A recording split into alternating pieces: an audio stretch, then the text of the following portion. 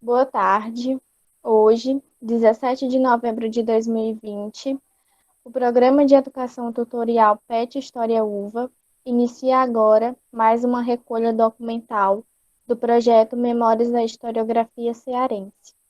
A entrevista resultante deste trabalho comporá o acervo do setor audiovisual do Núcleo de Estudos e Documentação Histórica NEDIS da UVA e estará disponível para consulta pública na certeza da contribuição dos estudos do PET e do acervo do NEDIS para as pesquisas vindouras no campo da historiografia produzida no Ceará.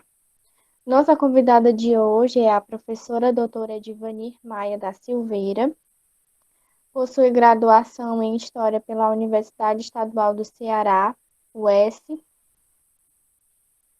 mestrado em História pela Universidade Estadual Paulista, Júlio de Mesquita Filho, doutorado em História pela Universidade do Estado do Rio de Janeiro, pós-doutorado pela Universidade Federal do Ceará. A professora Divanir Maia da Silveira tem atuação na área de História, com ênfase em História do Brasil. Atua principalmente nos seguintes temas: História, Cidade e Cultura Política. É professora adjunta da Universidade Estadual Vale do Acaraú. Foi tutora do Programa de Educação Tutorial PET História e diretora do Núcleo de Estudos e Documentação Histórica NEDIS da UVA entre 2014 e 2017. Atualmente está na coordenação do curso de História da UVA. Essa foi a apresentação do seu currículo. Você gostaria de acrescentar mais alguma coisa que a gente tenha esquecido? Você está Não, tudo é isso ok? mesmo. Esse é o meu currículo. Tá certo.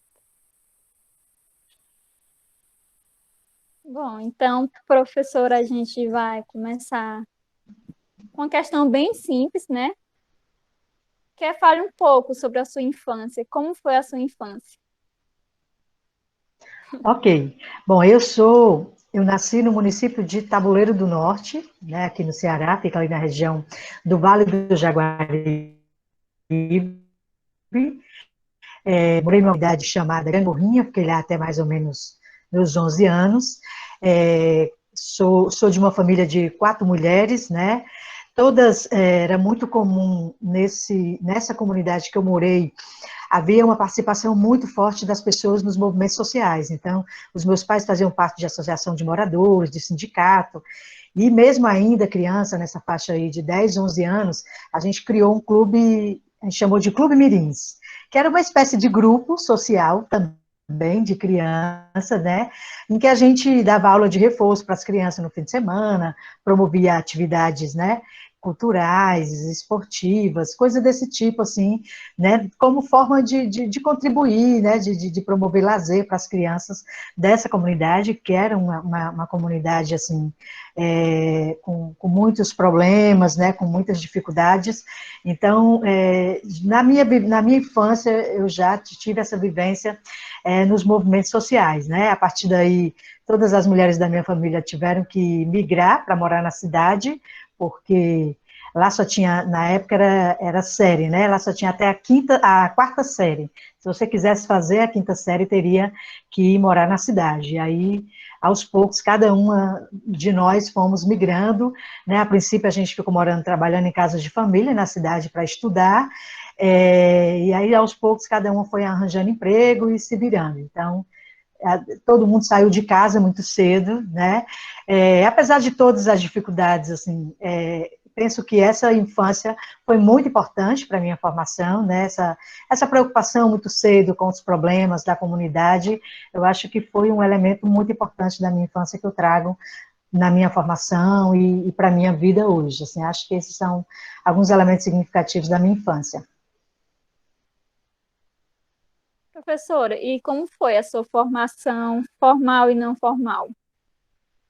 Pois eu morei a maior parte do tempo, né, ainda no município de Tabuleiro do Norte, né, depois migrei para Limoeiro, que era uma cidade que fica vizinha, onde tinha um campus da UES, e aí terminei Na época, o ensino médio tinha pedagógico e científico, né? Você saía do primeiro grau, quando você ia para o segundo grau, você escolhia. Quem queria ser professor fazia o pedagógico, quem queria ir para uma outra área fazia científico, né? Então, esse era o ensino médio. Eu fiz o pedagógico e depois descobri que eu não queria ser professora, né? Apesar disso, e aí fui para o científico. Aí quem fazia pedagógico podia fazer só mais, se aproveitava o primeiro ano, então podia fazer só mais 2 anos de científico e estava concluído o ensino médio. E eu fiz assim, e aí eu percebi que não havia... o meu sonho naquele momento era fazer faculdade de alguma coisa próxima à comunicação social, né? Jornalismo, alguma coisa nesse caminho aí. Só que, assim, a única universidade que tinha na minha região era esse campus da UES, em Limoeiro do Norte, que todos os cursos eram de licenciatura, tinham acho que uns 5 cursos, mas eram todos de licenciatura. Eu ainda esperei um ano, assim, pensando o que eu ia fazer, né, depois que eu terminei o ensino médio, mas percebi que eu não teria condições de ir para nenhum outro lugar, minha família não tinha condições financeiras de me bancar em Fortaleza ou em qualquer outro lugar, né? E aí me convenci de que eu tinha que fazer mesmo faculdade de licenciatura. Na época, minha irmã já fazia o curso de História, né? Todos nós que participamos em algum momento da nossa vida de movimentos sociais, acabamos também enveredando por essas áreas, né? E aí também escolhi o curso de História e, se não me engano, 90... Aí, começo dos anos 90, eu acho que 93, pronto, 93, eu entrei, então, fiz o vestibular e entrei na UES para o curso de licenciatura em História. E fiz todo o curso lá em Limoeiro, né, que foi onde, inclusive, eu participei do PET. Eu já posso falar disso agora? Fique à vontade, se você quiser falar. Pronto, então na graduação em História, né, eu entrei, acho que no terceiro período, mais ou menos, eu entrei no programa de educação tutorial, né, o PET, o único PET da Universidade Estadual do Ceará era esse, lá da FAFIDAM, do curso de História, né, acho que foi, assim, a experiência mais rica da universidade na minha graduação, porque isso permitia que a gente tivesse uma carga horária maior de estudo, né? Nós formávamos, o PET tinha um conjunto de atividades como vocês têm hoje, né? Então havia todo um planejamento, quase sempre no turno, o nosso curso também era noturno, aí no curso da tarde a gente tinha atividades. Às vezes era curso de formação, né? Os professores do curso de História eram chamados para ministrar gratuitamente cursos para os estudantes do PET. Lembro que, na época, um curso que foi muito importante para a minha formação foi o curso sobre História Nova, né? Na época estava no auge, assim, as discussões acerca da História Nova, e aí a gente teve alguns cursos nessas áreas. A gente também elencava um conjunto de leituras, lembra que a gente leu vários trabalhos do Michel Foucault, né? Aquela coleção História da Sexualidade e outras obras dele. Então, assim, foi um trabalho muito legal. O PET tinha uma biblioteca própria, né, com os recursos que o programa recebia, a gente tinha uma biblioteca só do PET, embora a gente pudesse emprestar para os outros alunos, ela era principalmente para a gente, porque nas férias a biblioteca fechava, e o PET não tem férias, então, com essa biblioteca, a gente tinha um material que nos auxiliava nos nossos trabalhos de pesquisa, que já existia naquela época, né, fazia parte do programa do PET, todo aluno produzia um trabalho de conclusão de curso, né, no final do programa. Na época, a gente chamava de monografia, mas, na verdade, esse primeiro que eu fiz era uma espécie de artigo, né? Ele era pequeno, ele tinha 20, 30 páginas, se não me engano. O meu primeiro trabalho foi sobre... era um trabalho só historiográfico, você escolhia um tema, pegava vários livros, né, e discutia a visão dos autores sobre isso. Na época eu discuti sobre a Guerra de Canudos, né, peguei vários autores e fui analisar como é que eles pensavam essa guerra. Então, esse meu primeiro trabalho, que era um trabalho do PET, ainda não fazia parte do curso de História da UES, a obrigatoriedade da monografia, embora a gente tenha pego ainda, né, a minha turma foi a primeira turma que teve monografia, Mas, assim, o primeiro trabalho foi esse do PET, trabalho de pesquisa, né, de você se debruçar sobre um tema propriamente dito, embora ainda fosse só bibliográfico. Uma outra coisa, só para fechar, sobre o PET, aqui, uma coisa muito importante que contribuiu para que muitos de nós fôssemos para a pós-graduação, é que o PET, além digamos assim, né, cobrava efetivamente que a gente participasse dos eventos, apresentando o trabalho. Então, a gente participava de todos os eventos locais, alguns regionais e alguns até nacionais, né, na medida do possível que o PET podia usar o recurso, né, se usava para ajudar nas passagens.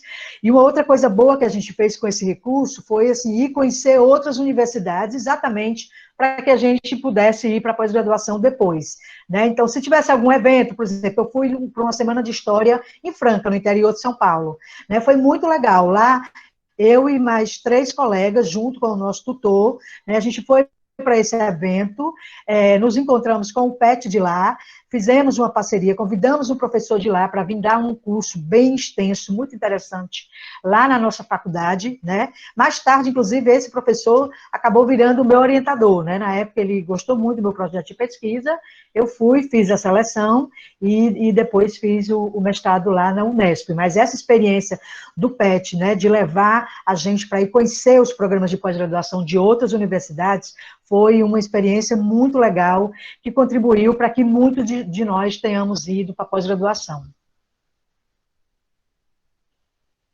Bom, você falou um pouco como foi seus anos na universidade, né? E em relação à militância dos professores ou dos alunos, havia essa militância? Havia. O PET, digamos assim, não assumia esse lugar no centro acadêmico, na época nem era centro acadêmico, era diretório, tinha o diretório acadêmico, e tinha um outro nomezinho, não era CA, não, eu esqueci qual era o nome agora.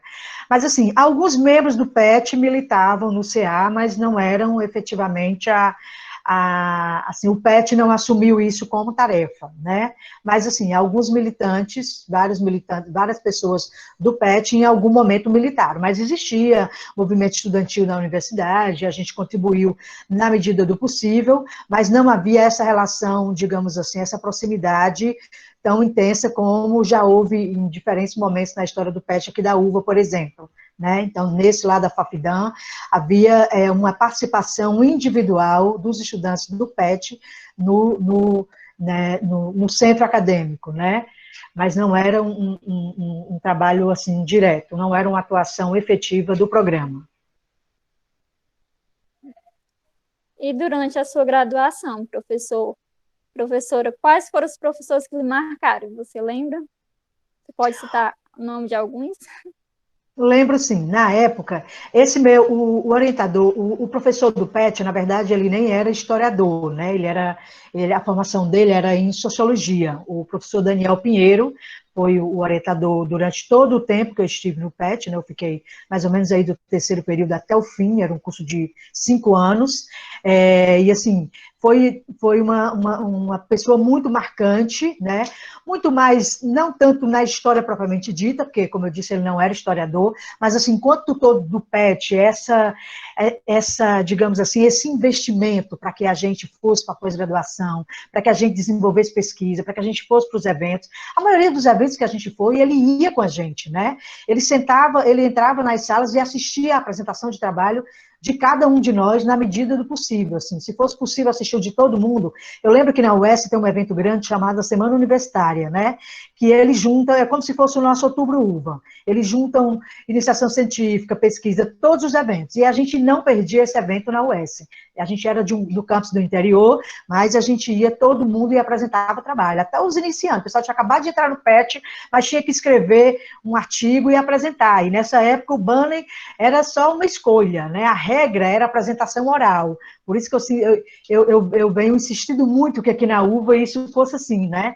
Então, os banners era mais para o pessoal das exatas. O pessoal das humanas, todo mundo tinha apresentação oral. Então, você tinha, né, a sala, o simpósio temático, e aí todo mundo apresentava. E, na maioria das vezes, o nosso orientador ia assistir a nossa apresentação. E era muito legal, porque aí depois ele sentava com a gente e dizia, olha, isso aqui foi bom, isso aqui não foi, né? Vamos melhorar aqui. Mas, assim, todo mundo ia para os eventos, mesmo os iniciantes que ainda nem sabiam o que ia pesquisar, mas a gente escrevia um trabalho e apresentava. Então, essa insistência dele de levar a gente para os eventos. Lembro que, por exemplo, ele morava em Fortaleza e dava aula lá em Limoeiro, né? Mais ou menos a mesma distância de Sobral para Fortaleza. E diversas vezes ele ministrou curso para a gente lá em Fortaleza, só para a gente aprender a sair de Limoeiro, né? Olha, eu vou dar aula, Daniel, porque você não vem dar aula para a gente aqui? Não, lá em Fortaleza, que é para vocês aprenderem a andar em Fortaleza, conhecer o mundo, experimentar as coisas, né? E aí a gente ia, às vezes, no fim de semana, todo mundo pegava o ônibus, ia, eu falei, passava o dia todinho assistindo o curso com ele, e depois pegava o ônibus e voltava para casa, né? Mas ele dizia, olha, isso aí é um aprendizado para vocês, vocês precisam experimentar o mundo. Então, assim, nesse sentido, foi assim, um professor muito marcante nessa preocupação com a nossa formação, de fazer a gente, né, abrir os horizontes. Isso foi muito importante para que mais tarde, por exemplo, eu tivesse tido coragem de ir sozinha fazer um mestrado em São Paulo. Um outro professor, eu tive sorte nessa época aí, entrou uma leva de professores novos no nosso curso, porque essa faculdade lá de Limoeiro, né, era uma faculdade ligada à igreja, que depois virou um campus da UES. Então, lá, nós ainda tínhamos aqueles professores que receberam contrato pelo Estado, né, mas que não tinha mestrado, que não tinha doutorado, né, então, assim, nós tínhamos ainda alguns professores com a formação, digamos assim, ainda pouco consistente, né? Mas na época que eu entrei, entrou uma leva de jovens professores que tinham sido formados em Recife, em São Paulo, no Rio de Janeiro, embora fossem todos daqui do Ceará, né? Então, eles tiveram uma vivência em grandes programas de pós-graduação e trouxeram essas experiências. Lembro do professor, também não era historiador, nós tínhamos poucos historiadores no curso de História naquela época, né? Por exemplo. Então, lembro do professor Gerson Júnior, que é um excelente antropólogo, né? Um antropólogo formado na UFC, não sei onde ele está hoje, ele passou muito tempo na Fafidam, mas, assim, é um cara espetacular, o professor Gerson Júnior, a professora Zilda, que hoje é professora do mestrado acadêmico da UES em Fortaleza, também foi minha professora nessa época, era uma jovem professora, estava vindo do mestrado, né? Mas, assim, cheia de ideias, interessada com a questão da pesquisa. Então, o professor Olivenor Chaves também, lá que depois virou tutor do PET lá em Limoeiro, também foram, acho que o Olivenor, acho que ainda é professor lá na Fafidam. O professor Ramires Regis, que é um pesquisador da área que pesquisa sobre integralismo, ele é lá de Limoeiro, hoje é professor ainda, já foi até diretor do campus de lá, né? Então, esses foram alguns professores que marcaram, né, essa geração de jovens professores empenhados com a questão da pesquisa, que tiveram uma contribuição muito importante na minha formação. Então, nesse sentido, a minha formação é uma formação muito mais de pesquisa do que de licenciatura, né? Isso que muitas vezes a gente também questiona aqui na UVA, me parece que essa foi uma prática muito recorrente nos cursos assim, de modo geral, nas universidades, nos anos 90, né? Essa formação direcionada muito para a pesquisa. Então, foi um período, né, em que digamos assim, se descobriu que pesquisa não era só bibliográfica, né? Que era preciso você escolher um objeto, ir atrás de fontes, ir a campo. Então, tudo isso, os anos 90, você tem, digamos assim, uma expansão desse pensamento e, de algum modo, uma predominância dessa formação mais em pesquisa do que em ensino. Então, de modo geral, a minha boa formação, né, na UES foi muito mais na área de pesquisa do que na área de ensino. Embora eu tenha trazido uma boa formação da área de ensino, porque a minha primeira experiência como professora vai ser na educação infantil, né? Não sei se eu já posso falar agora ou na lista de questões que vocês vão... Você pode ficar à vontade, professora Edilane. Aqui é você que manda. Pronto, então, assim, essa foi uma outra experiência muito rica da minha formação, embora a minha formação universitária digamos assim, eu não possa dizer que eu tenha tido uma formação consistente na questão do ensino, embora o meu curso fosse de licenciatura, mas, assim, eu tive a oportunidade a minha primeira experiência como professora, foi praticamente junto com a universidade. Eu entrei na faculdade e arranjei o meu primeiro emprego já como professora, né, da educação infantil. A minha experiência foi numa escola experimental na teoria do Jean Piaget, né?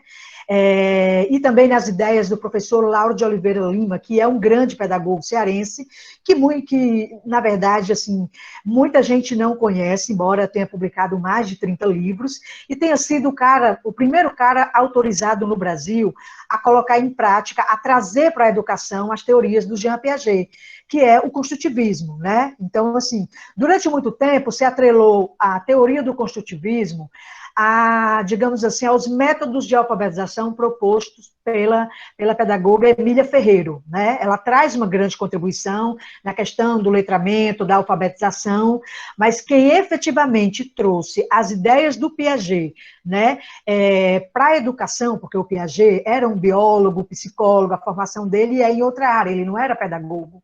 A experiência, o trabalho dele se desenvolveu a partir da experiência dele com os próprios filhos, né? Mas no Brasil, o professor Lauro de Oliveira Lima é um limoeirense, pedagogo, publicou mais de 30 livros. Ele trouxe ele inclusive recebeu a autorização do Piaget para trazer essas ideias do Piaget para a educação. E é aí que nasce o construtivismo no Brasil, que é essa teoria que pensa o conhecimento como uma construção. Então, o ser humano aprende na sua relação com o que ele traz geneticamente, da herança de família, com o ambiente em que ele vive, né? Então, é uma mediação, é a ideia do interacionismo. A gente nem nasce pronto, a gente nem nasce gênio e nem burro, né? E nem a gente é fruto efetivamente do meio, não, é o meio que determina tudo que nós somos. Na teoria do construtivismo, nós somos a mediação dessas duas coisas.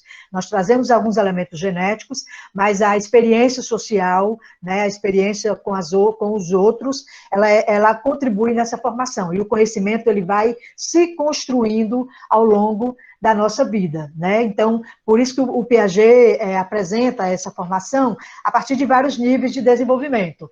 E essa experiência de Limoeiro é uma experiência riquíssima. Por exemplo, esse projeto do Lauro de Oliveira com o construtivismo no Brasil, nós só tínhamos 3 escolas que colocaram isso em prática. Uma escola no Rio de Janeiro, que era da família dele, chamada A Chave do Tamanho, uma escola em Fortaleza, que hoje se chama Colégio Oliveira Lima, ainda existe, e uma escola em Limoeiro chamada Escolinha Reinações. Embora a professora Ivonilde, que coordena essa escola até hoje, ela não seja da família do Lauro de Oliveira Lima, ela também trouxe essa experiência, né? Ela criou uma escola em Limoeiro, mas a partir dessas ideias. Então, todos os professores dessa escola, antes de ser professor, ele precisa entrar no grupo de estudo. A escola tem um grupo de estudo permanente, toda semana a gente estuda primeiro as teorias do Piaget, as ideias do Lauro de Oliveira, né, e depois de outras, porque é uma escola experimental. Então, aquela teoria vai sendo colocada na prática e todo dia vai sendo avaliada. Então, assim, em um outro momento posterior, se vocês quiserem, eu posso, inclusive, falar mais dessa experiência, que eu acho uma experiência